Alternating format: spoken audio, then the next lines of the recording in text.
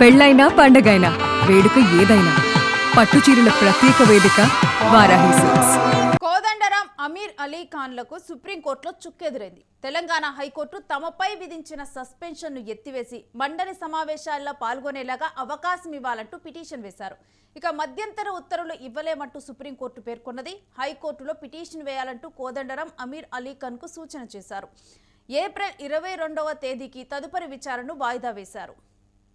ఇక పూర్తిగా కూడా కోర్టులో ఎటువంటి వాదోపవాదనలు జరిగాయి, అదేవిధంగా హైకోర్టు ఇచ్చినటువంటి సూచనలు, దీనికి సంబంధించిన డీటెయిల్స్ మా ప్రతినిధి సత్యాన్ని అడిగి తెలుసుకుందాం. సత్య, ఈ తీర్పు గురించిన డీటెయిల్స్ ఏంటి? ముఖ్యంగా ప్రస్తుతం కోదండరాం అలాగే అమీర్ అలీ ఖాన్ కు సంబంధించినటువంటి ఏదైతే గవర్నర్ కోటాలో ఇచ్చినటువంటి ఎమ్మెల్సీలను నామినేట్ చేస్తూ ప్రభుత్వం ఇచ్చినటువంటి ఉత్తర్వుల పైన తెలంగాణ హైకోర్టు స్టే ఇచ్చింది. దాంతో ముఖ్యంగా మళ్ళీ సుప్రీం కోర్టుకు వెళ్లిన పరిస్థితి కనబడుతోంది. సుప్రీం కోర్టు కూడా నిరాకరించింది. సో హైకోర్టు స్టేను యథావిధిగా ఉంచుతూ కూడా తీర్పునిచ్చినైతే పరిస్థితి కనబడతా ఉంది. ముఖ్యంగా తమపై ఉన్నటువంటి సస్పెన్షన్ ను ఎత్తివేసి మండలి సమావేశాలకు హాజరయ్యేలా ఆదేశాలు ఇవ్వాలన్న వారి అభ్యర్థనను కోర్టు తోసిపుచ్చింది. ప్రస్తుతం ఎలాంటి మధ్యంతర ఉత్తర్వులు మేము ఇవ్వలేమని స్పష్టం చేసిన పరిస్థితి కనబడుతుంది. ఇదే అంశం పైన హైకోర్టు ఏదైతే ఆదేశాలు ఇచ్చిందో ఆ ఆదేశాల మీదకే మేము కూడా మరి అవి హైకోర్టు సూచనలో పరిగణలోకి తీసుకుంటామంటూ కూడా సుప్రీంకోర్టు చెప్పింది. తదుపరి విచారణ ఏప్రిల్ 22వ తారీఖు మళ్ళీ విచారణ చేయనున్నారు.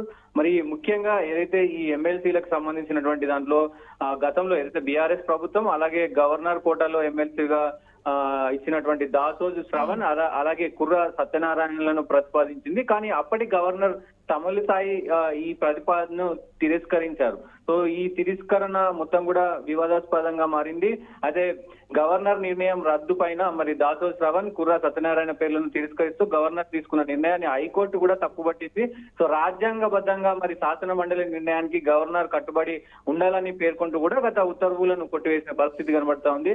దాని తర్వాత ఏదైతే హైకోర్టు ఈ తీర్పు ఇచ్చే లోపే మరి కాంగ్రెస్ ప్రభుత్వం మరోసారి అంటే ఈ హైకోర్టు తీర్పు ఇవ్వకముందే సో మరోసారి మరి ప్రొఫెసర్ కోదండరాం అలాగే అమీర్ అలీ ఖాన్ ను మరి ఎమ్మెల్సీలుగా మళ్ళీ నామినేట్ చేస్తూ మరి బీఆర్ఎస్ పిటిషన్లను కూడా పెండింగ్ లో పెట్టిన పరిస్థితి కనబడతా ఉంది. కొత్తగా వీరిద్దరిని కూడా నియామకాలపై మరి హైకోర్టులో స్టే సస్పెన్షన్ అయితే విధించబడిన పరిస్థితులు కనబడతా ఉంది. మొత్తం కూడా అభ్యర్థుల విషయంలో ఈ కోర్టులకు సంబంధించి అలాగే ఫస్ట్ బీఆర్ఎస్ ఇస్తే అంటే బీఆర్ఎస్ తరపు నుంచి ఇద్దరు పేర్లు ఇస్తే ఎందుకు గవర్నర్ తిరస్కరించారు, మరి కాంగ్రెస్ మాత్రం ఇద్దరు పేర్లు ఇవ్వగానే ఎందుకు గవర్నర్ మరి దాన్ని అనువాదించాడు అంటే మరి ఎమ్మెల్సీలుగా మరి ఆయన సంతకం చేశారు అంటూ కూడా మొత్తం కూడా తర్జన భర్జనం నడిచింది. సో హైకోర్టులో కూడా అదే వాదన జరిగింది. హైకోర్టు స్టే ఇచ్చిన పరిస్థితి కనబడుతుంది ఇద్దరి పైన కూడా. సో దాని తర్వాత ఆ ఇద్దరిని కూడా మరి మళ్ళీ సవాల్ చేస్తూ ఆ పిటిషన్ సవాల్ చేస్తూ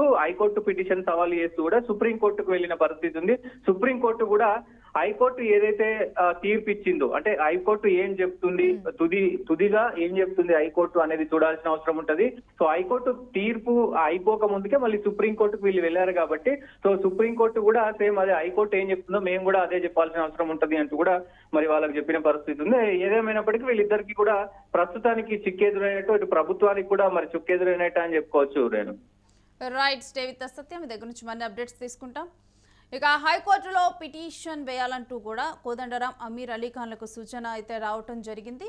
ఇక దాని తర్వాత కూడా ఇప్పుడు సుప్రీంకోర్టులోనైతే చుక్కెదురైంది. తెలంగాణ హైకోర్టు తమపై విధించిన సస్పెన్షన్ ఎత్తివేసి మండలి సమావేశాల్లో పాల్గొనేలా అవకాశం ఇవ్వాలంటూ కూడా కోరటం జరిగింది. దీంతో కూడా మధ్యంతర ఉత్తర్వులు ఇవ్వలేమంటూ కూడా సుప్రీంకోర్టు పేర్కొని హైకోర్టులో పిటిషన్ వేయాలంటూ కోదండరాం అమీర్ అలీ ఖాన్లకు సూచన ఇచ్చింది.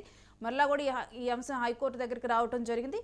ఇక ఏప్రిల్ 22న తదుపరి విచారణ ఉండనుంది. మరి హైకోర్టు నుంచి ఎటువంటి తీర్పు రానుందనేది కూడా ఆసక్తికరంగా మారింది.